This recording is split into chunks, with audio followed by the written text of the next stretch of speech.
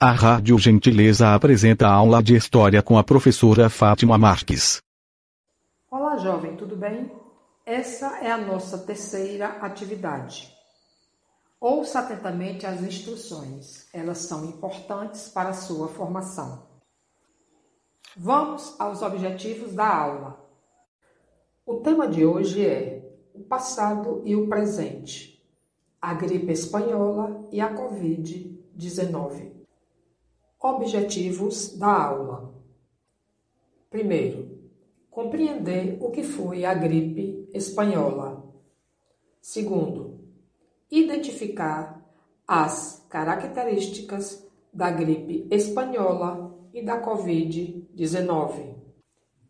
Terceiro, identificar semelhanças e diferenças no combate à gripe espanhola em 1919 e à Covid-19 em 2020.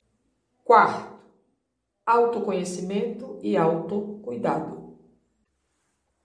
Orientações para a realização da atividade. Recorte e cole essa atividade no seu caderno, todas as páginas. Responda à caneta para facilitar a correção. Escreva corretamente.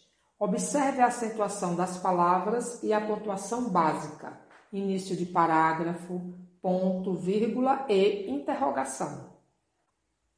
Ao concluir a atividade, envie uma foto para o link do formulário Google, que será disponibilizado no grupo de história do WhatsApp.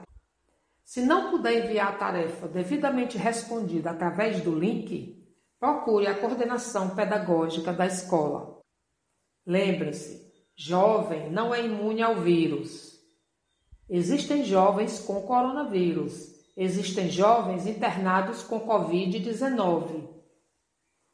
Mesmo que você não faça parte do grupo de risco, é importante ficar em casa. Não é só pelos outros, é por você. Se liga na informação. Lave as mãos. Evite o contágio e a propagação do vírus. Água mais sabão é igual a menos vírus. Vamos ao texto.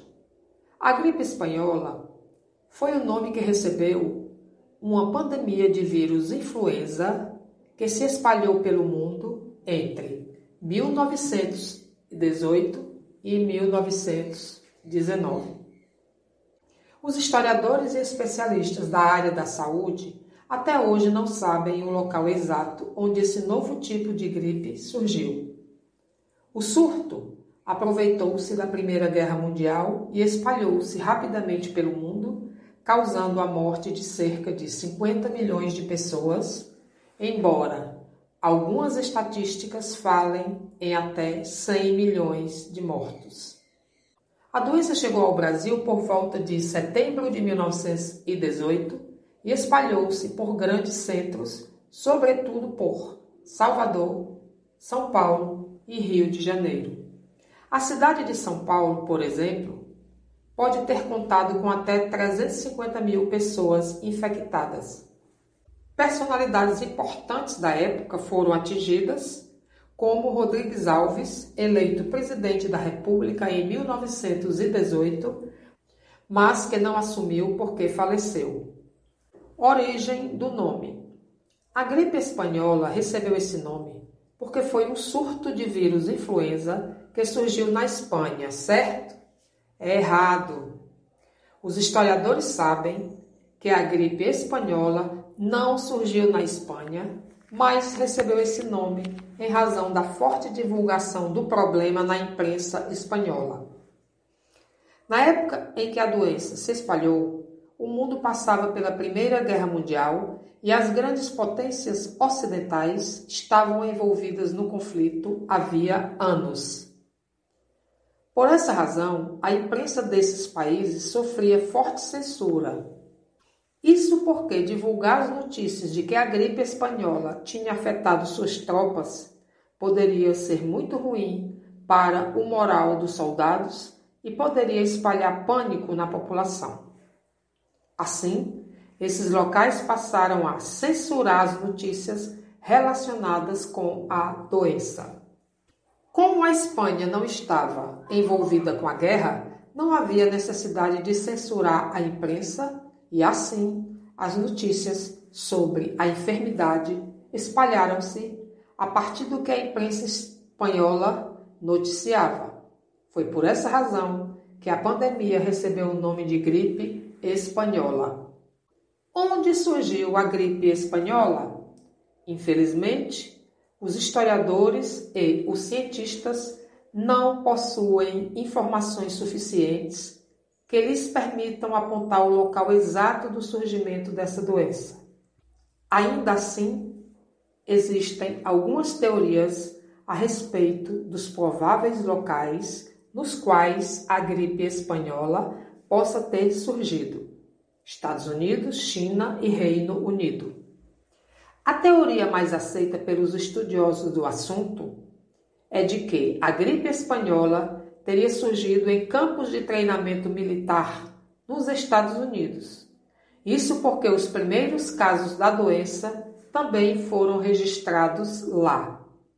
Esses casos aconteceram em trabalhadores de uma fábrica em Detroit e em soldados instalados em um campo militar no estado do Kansas.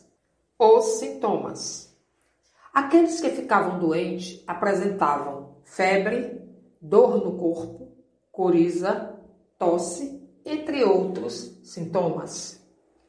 Nos casos mais graves, os pacientes apresentavam graves problemas respiratórios, dificuldade para respirar e até mesmo problemas digestivos e cardiovasculares.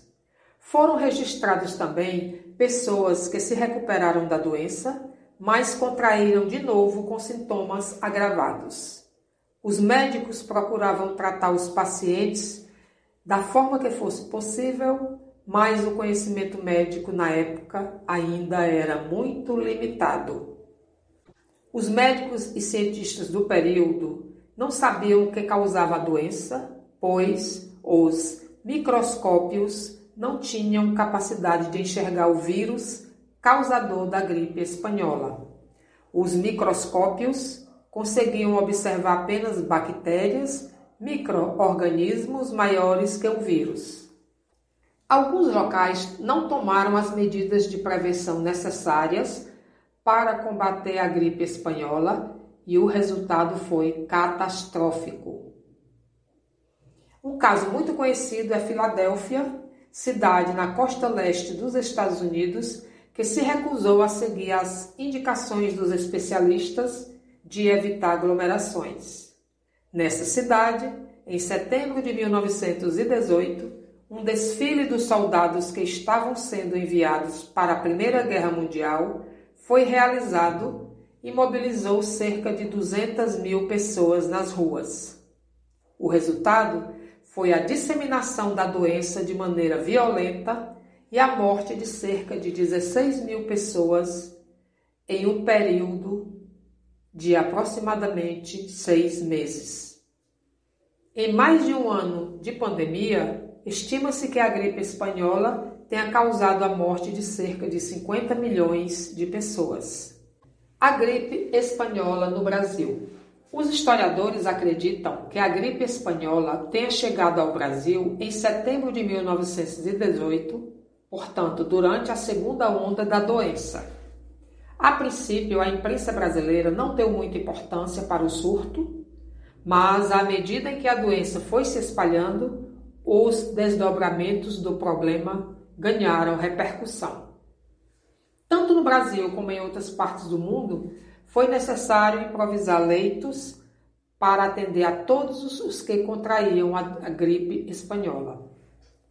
Fala-se que a gripe espanhola chegou ao Brasil por meio do Demerara, um navio que saiu da Inglaterra, passou por Lisboa e atracou em Recife, Salvador e Rio de Janeiro. O navio chegou ao Brasil na data mencionada, setembro de 1918, e nesse mês a imprensa de Salvador, por exemplo, reportou centenas de pessoas doentes. Logo, a doença se espalhou pelo país, pois não havia medicamentos que a combatessem. A difusão foi rápida e afetou, sobretudo, as cidades do Rio de Janeiro e de São Paulo. Apesar de estas terem sido as duas cidades mais afetadas, todo o país foi atingido, inclusive regiões remotas, como a Amazônia. Como não existia nenhuma forma de curar a doença, os médicos passavam alguns medicamentos para amenizar os sintomas e esperavam o corpo do paciente reagir. As recomendações das autoridades eram no sentido de que as pessoas evitassem aglomerações, lavassem suas mãos com frequência e evitassem contato físico. A quantidade alarmante de casos de gripe espanhola no Brasil fez com que o sistema de saúde brasileiro, que não era público, não suportasse a quantidade de pessoas doentes. Faltavam leitos e médicos para atender a quantidade de pessoas doentes, sendo necessário improvisar leitos e hospitais para o atendimento das pessoas. Para evitar que a doença se alastrasse mais ainda, a ordem das autoridades foi a de determinar o fechamento de bares, fábricas, escolas, teatros, etc. Todo tipo de aglomeração pública foi evitado pelas autoridades, que foram aconselhadas pelos principais especialistas que o Brasil possuía na época. A quantidade de mortos em pouco tempo também extrapolou a capacidade de enterros que os cemitérios locais poderiam realizar. Não havia caixões suficientes e os coveiros trabalhavam freneticamente. Até afastamento do trabalho foi ordenado para se evitar a disseminação da gripe espanhola, mas isso era um luxo que pouquíssimas pessoas possuíam no Brasil do começo do século XX. No Rio de Janeiro, o Congresso e o Senado foram fechados e, em Salvador, a imprensa local repercutia a difusão da doença por toda a cidade. Isso resultou na interdição de alguns serviços públicos, assim como na proibição da realização de eventos públicos, inclusive festividades e cultos religiosos. A gripe espanhola no Brasil afetou até mesmo Rodrigues Alves, vencedor da eleição presidencial em 1918. Doente, ele não pôde tomar posse em novembro de 1918 e acabou falecendo em janeiro de 1919. Estima-se que, ao todo, a gripe espanhola tenha causado a morte de 35 mil pessoas aqui no Brasil. Texto de Daniel Neves Silva, disponível no site do Brasil Escola. Vamos às questões. Primeira, quais as semelhanças e diferenças entre as pandemias de 1918 e 2020? Segundo a Organização Mundial de Saúde, pandemia é a disseminação mundial de uma nova doença. Segunda, identifique a diferença entre os sistemas de saúde durante a gripe espanhola e a Covid-19. Terceira, por que a gripe de 1918 recebeu o nome de espanhola? Quarta, qual a teoria mais aceita acerca do surgimento da gripe espanhola? Quinta, como você se sentiu com esse conteúdo? Triste, inspirado, motivado, indiferente, alegre, preocupado, outro sentimento? Justifique a sua resposta. Até a próxima aula.